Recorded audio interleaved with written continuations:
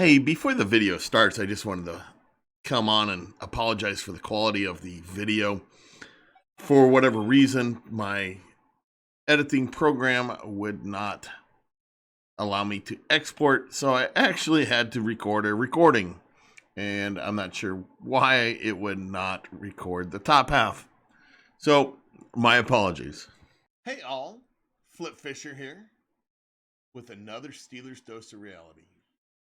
What we're going to bring you today is the offensive depth chart right now.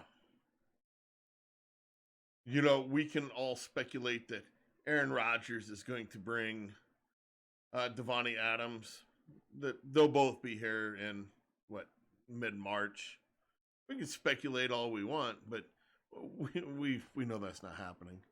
In my previous videos, I showed you where we are sitting with our salary cap and even some nuclear options that are available to us.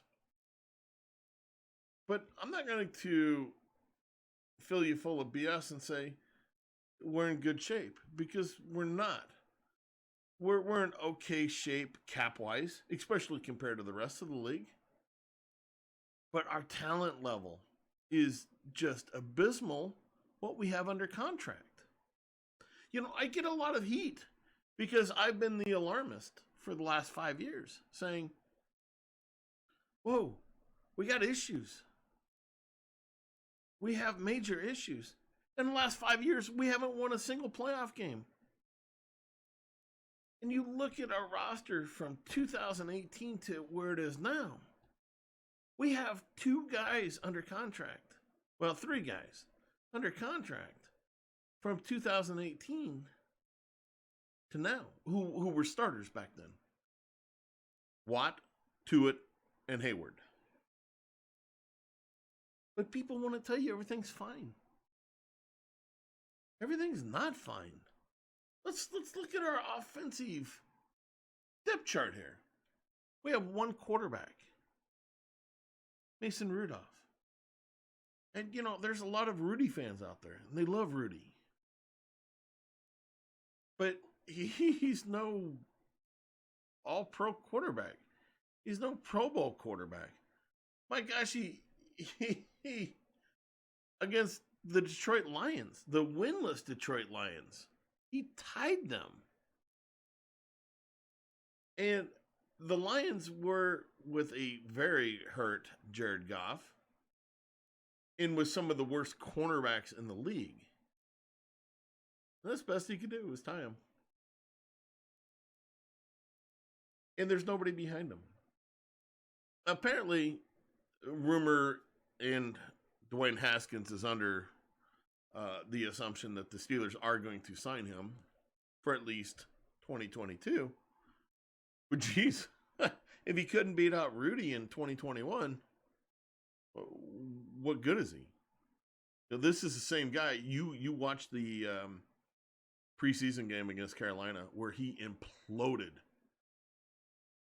Absolutely imploded against guys who did not make the Carolina Panthers roster as third stringers. These are guys that are probably working at Home Depot now. But, you know, we could go out and draft some guy with the 20th overall. Or bring in some stopgap quarterback that's going to cost us $10 million of our $30 million that we have in cap space. There's a lot of things we can do. Will it matter? Well, if we can get Najee Harris going, it might. You know, Najee Harris was awesome in brief flashes. But you look at that 3.9 yards per carry, and it's just blah. Wow. How terrible. And it's not his fault. When he's getting hit 2 or 3 yards in the backfield every other play, man, you can just see the talent ooze out of him. But like I said, before the season started, he was a Lamborghini stuck in mud. And behind him, you got Benny Snell and Anthony McFarland, both fourth rounders that are just way uninspiring. Anthony McFarland, who should be a shifty guy and is not shifty.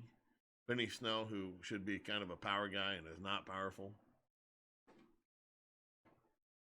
And yeah, I get it. It's because of the line. And it's definitely not because of Derek Watt helping them out one little bit as a fullback. What a waste. It's time to get rid of him. His brother signed. His brother's not going anywhere. So get rid of Derek Watt. If that makes TJ mad, so be it.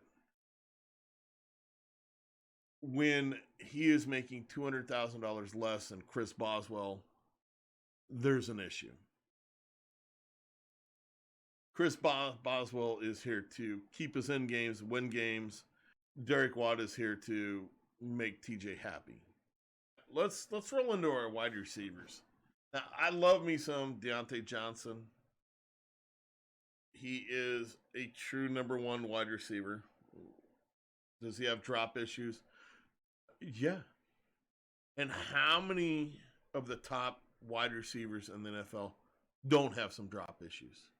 Is 8 drops in 1 year, is that a lot? Not really. He's nowhere near Sammy Stonehands. My favorite nickname for, Sammy Coates. Don't miss that guy one little bit. But then you go on to Chase Claypool, and he gets a terrible rap because he's emotional. Oh my gosh. He gets excited. He cost us 3 seconds. 3 seconds during the Minnesota game that we could have had another play. Well, you go back and look at that drive. There was a lot of players that cost us more than 3 seconds, and Big Ben was one of them. So I don't even want to hear it. It's ridiculous. Get over it. What I want to do is have a quarterback in here that's going to actually use Chase Claypool's abilities. Hit him more than 20 yards down the field. Not just toss up a contested catch after catch like Big Ben did. Cody White, he's our third wide receiver now, and none of us would know Cody White if we ran into him. We wouldn't. I expect them to re-sign Ray McLeod, not to be a wide receiver, but to be a special team ace. The guy that was 4th in punt returns, 9th in kickoff returns. And he was used because we didn't have anybody else. Would I be opposed to see Juju come back? No. I think it would be stupid for him to do it because it's time for him to actually move on and find a team that will use him. Yeah, he was hurt. He's been hurt in the past. But I think he could be a solid number 2, possibly a number 1 somewhere, just not here. We've already wasted James Washington's talents. I don't want to see Juju wasted as well. We get into some really good surprises here in the tight end position. With our second round draft pick, Pat Friarmuth. He was really surprising. And I'm going to eat half of a crow on Friarmuth. Maybe a quarter of a crow. I did not think he would catch as many passes as he did. But I'm not surprised at his mediocre yards per catch that he had. It was terrible. And he was not good at blocking, either pass blocking or run blocking. He was definitely a liability, which is really not that big of a surprise, when it comes to rookie tight ends. It's no surprise. And it wasn't like he was a great blocking tight end in college. What I want to see is him actually staying healthy and not getting his noggin pounded upon even more. 2 concussions is a bit scary in just 1 year. And for me, I think he's more of around a 28-year-old Heath Miller. He's just not really fast. He's not really athletic. He's just big. But he finds those spots. I want to hopefully find a quarterback that can actually use him down the seam in some mismatches. Zach Gentry. This is a guy that I will eat another little bit of crow. This is a guy who topped the pass protection list at PFF this year in tight ends. Whew, I was surprised. I didn't see him that much. But he's turning into a little bit of Matt Spaeth, where he'll make a couple of catches, but he's turning into an okay blocker. I'm fine with him being the number 2 right now, and that's the crow I'm going to eat. Kevin Rader, he's an absolute nobody. He can go, but I don't want to see them drafting a tight end in the 2nd round or grabbing some kind of ridiculous free agent. Okay, let's get into the offensive line. Yeah, I've been dragging my feet, dreading this part. It's just so nasty terrible for 2022 because it's even worse than what 2021 was right now. Dan Moore, left tackle again. Ugh, come on. He was the 2nd worst left tackle in the NFL in 2021. None of his game was good. Kevin Dodson often hurt in 2021 and ineffective when he wasn't hurt. He took a step back. I'm not going to berate him. I'm not going to say, let's get rid of him, blah, blah, blah. No. Because he showed pass block ability in his rookie year. Which is a surprise because he was a better run blocker in college than he was a pass blocker. Now, the big question is his position still going to be left guard? I think so for another year. And then we get into the center position with Kendrick Green, who I lovingly refer to as Pedestal Guy 2. A guy who was just too hyped for what he even remotely brought to the table out of college. I would absolutely love to move him out of center, but where does he fit? Can he actually play guard? Which most people say no. I don't think he can play center either.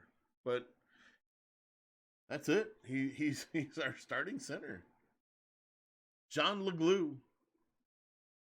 No kidding. This guy right now is our starting right guard. No joke. We don't have another right guard on our team. Zach Banner and his $5 million P5 salary is penciled in as our starting right tackle. Now, there's no way. I don't think he'll be on the team. What I would actually say right now is with him being gone, that Joe Hag would actually be our starting left tackle and Dan Moore would be our starting right tackle. Even though Dan Moore was absolutely terrible, awful in preseason at right tackle. But Joe Hag was actually better late in the year at left tackle, which isn't saying a whole lot. There it is. This is ugly right now. And I get it. I get it. We haven't even hit free agency yet. We don't know who we're going to lose or who we're going to get rid of or who we're going to sign. But I'm just saying, if we're sitting at $30 million in cap space, we got a lot of issues. And if you're actually talking about signing a $10 million stopgap quarterback, that leaves a very little money for the offensive line for free agents, let alone backups. We need backups on this team. And we haven't even got to the defense, and the defense has huge issues. Are we really going to start doing some nuclear options to opening up cap space? Or are we going to just take this on the chin and finish maybe 5-12? We're going to go for one of those top 5 draft picks in 2023? Me, I would love it, but I don't see it happening. Especially if Kevin Colbert is on his last leg. Well, there you go, Steeler Nation. There's your Steelers dose of reality. It's ugly right now. How are we going to fix that depth chart? How are we going to do that? Let me know in the comment section how you think we approach that offense. How we fix it. Do we roll with Rudy? Do we go out and grab Cam Newton? Ryan Fitzmagic? How do we fix that offensive line? All right, all. Well, be sure to give me a thumbs up and subscribe, and be sure to hit that bell to get notified when I throw up the defensive side of our depth chart. All right, all. This has been Flip Fisher with Steelers Dose of Reality. Laters.